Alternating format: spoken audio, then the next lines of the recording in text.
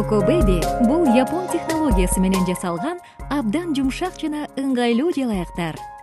Yoko Baby наристеңиздин денесин аллергия кылбайт. Нын жалаяктын тереңдигинде бекем сакталат. Баланын денеси көпкө чейин кургак жүрөт. Сапаттуу жана мыкты жалаяктар наристеңиз үчүн. Yoko Baby өзгөчө камкордук жана ыңгайлуулук.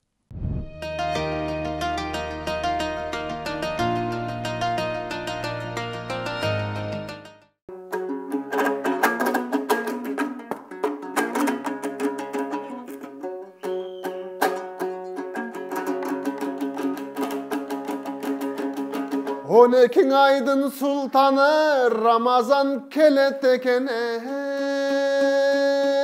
бир жылда. Шайтандын генералдары көрсө байланат экен чынжырга. Анан кебирөөнүн комузун оң толгодон башталат, кебирөөнүн комузу менчилеп сол толгодон башталат. 12 айдын султаны кел аткан улуу Рамазан, ушинтип ой толгодон башталат.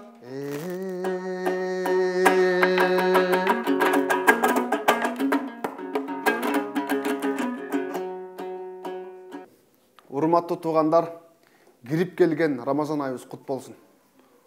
Көптөн күткөн Рамазан айыбыз бизге береке алып келсин. Ушул айда кылган баталарыбыз, дуаларыбыздын баары кабыл болсун. Бул ай бир эле тамак аштан тыюу эмес, ошондой эле күнөөлөрдөн тыюлуу. Бизге көп укканбыз. Бул да кайталоо болсун. Кудай менен жакындоо айы, Кудайды эстөө айы. Бир эле Кудайды эмес, бир туугандык, жакшылык кыла турган айдынга кирип келдик. Анан тамак аш демекчи, кыргыздар тамак ашка өтө аяр мамиле кылган. Дасторконду аттаган эмес кыргыздар. Күкүмдү тебелеген эмес.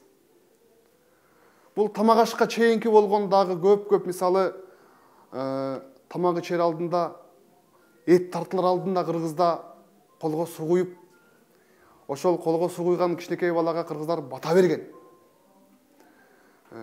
Бул колго суу куюу бул өзү тазалык. Кыргыздар таза болгон. Мен көп эле жерде кыдырдым, бирок ушундай салтты көргөн жокмун башка элдерден. Ана мынакей тамак ичкенден кийин бата кылып туруу, тамак ичер алдында бата кылуу, ушу кыргыздарга таандык бир чоң салтыбыз бар экен. Ушул салтыбызды, маданиятыбызды жоготпойлу. Мынакей Рамазан айында ушул салтыбыз дагы шайкеш келет, Тамак ичер алдында дагы бата кылып, шүгүр айтып, Кудайдын ысымын зикир кылып, тамак ичкенден кийин шүгүр айтып, бул дагы бир чоң биздин салтыбыз. Андан дагы тамак ашка тиешелүү кыргызда тамак үстүнөн чыгып калган адамды, ой сен ак ниет адам экенсиң, тамактын үстүнөн чыктың дейчи кыргыздар. Бышкан аш таштаган эмес. Эй кой, сапарга баратсаң дагы тамак бышып калды. Кой, тамак остип кет, тамак ичип кет деген биздин каадабызда, биздин салтыбызда, биздин наркыбызда бар экен. Демек карасаңыздар, ата бабаларыбыз тамакка аяр мамиле кылган. Ошондой эле дасторкондо отурганда сөзсүз улуу адам төргө өтүп, андан кичүүлөрү босого жак отурган. Бул дагы биздин наркыбыз. Анан тамак ичер алдында сөзсүз улуу киши ос тиймейин, кичүүлөр кол салган эмес. Бул да биздин салтыбыз. Эмнеге анда, эмнеге улуу адамдар биринчи ос тиет, андан кийин кичүүлөр ос тиет деген десек, көрсө улуу адам токтолуп калган, көптү көргөн, ал киши сөзсүз тамак ичер алдында бысмылда деп, Кудайды эстеп, Кудайга шүгүр айтып, андан кийин ос тийген. А биз билебиз, Кудайдын ысымы айтылган жерде сөзсүз береке болот. Ошол дасторкондо, ошол ырыскыда береке болот деген сөз. Ошентип улуу киши ос тийгенден кийин, андан кийин кичүүлөрү ос тийип, ошол тамак, ошол дасторкон берекелүү болгон. А берекелүү тамак ар дайым аш болгон. А аш болгон тамак сөзсүз күч, азык берген адамга. Ошон үчүн биздин ата-бабаларыбыз баатыр, ошон үчүн биздин аталарыбыз балбан болгон. Келгиле биз дагы ошол салтыбызды унутпайлы. Улуу адам ос тиймейин, тамакка кол салбайлы.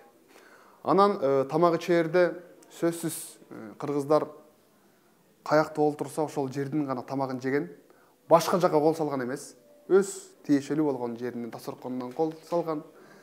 Анан алымдар айткандай, ашказаныбыз 3 бөлүктөн турат экен.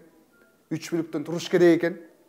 Биринчи бөлүгү тамак, экинчи бөлүгү суу, үчүнчү бөлүгү аба болуш керек экен. Кыргыздын сөзү бар го, жакшы тамак калгыча жаман корсак айрылсын дегенче. Биз адатынча көп тамак ичип алабыз, анан кыйналабыз уктай албай. Бул дагы зыян экен. Илгери адамдар тамак таппай, ушундай бир доор болду го, тамак таппай, аш таппай. Азыр болсо Кудайга шүгүр, арыктай албай аткан адамдар көп. Ошондуктан Кудайга шүгүр, өзүнүн ченеми менен болуш керек экен, тамак ичүүдө аша чаппаш керек экен. Ошондуктан тамак ичүү маданияты биздин кыргызыбызда бар. Тартып жеген кыргыздар, тое жеген эмес. Анан кыргыздар жеген тамагы ар дайым мындай нукура тамак болгон. Нукура азыктар болгон, илгери максым ичкен, кымыз ичкен, эт жеген, сары май, каймак, каттама жупкан не бир соон тамактарыбыз бар да. Ошонун баары күч кубат болгон. Ушул орозодо дагы Рамазан айы келип, адамдын дагы эркин сынайт экен, сабырын сынайт экен, дагы Кудайга шүгүр азыр жаз болду. Кээ бир жайда, Саратан ысыкта дагы орозо Рамазан айы келип атты. Ошондо даана адамдын сабырын, оозубуздун ээриндери жарылып суу сабаттык. Ошондо дагы Кудайга шүгүр Рамазан айында Кудай таалам күч кубат, жардам берет экен. Ошондуктан келаткан Рамазан айыбыз кут болсун. Бир эле жана айткандай айтылып кеткендей, бул бир гана эле тамактан тыюу эле эмес, ошондой эле күнөөлөрдөн Кудай менен болгон мамилебиз дагы өрчүйт экен. Рамазан айыбыз кут болсун. Жеген тамагыбыз аш болсун, адалдан болсун. Ошол жеген тамагыбыз бизге күч кубат берип, эл үчүн, жер үчүн кызмат кылгандан бололу. Yoko Baby бул япон технологиясы менен жасалган абдан жумшак жана ыңгайлуу жалаяктар. Yoko Baby наристеңиздин денесин аллергия кылбайт. Нын жалаяктын тереңдигинде бекем сакталат. Баланын денеси көпкө чейин кургак жүрөт. Сапаттуу жана мыкты жалаяктар наристеңиз үчүн.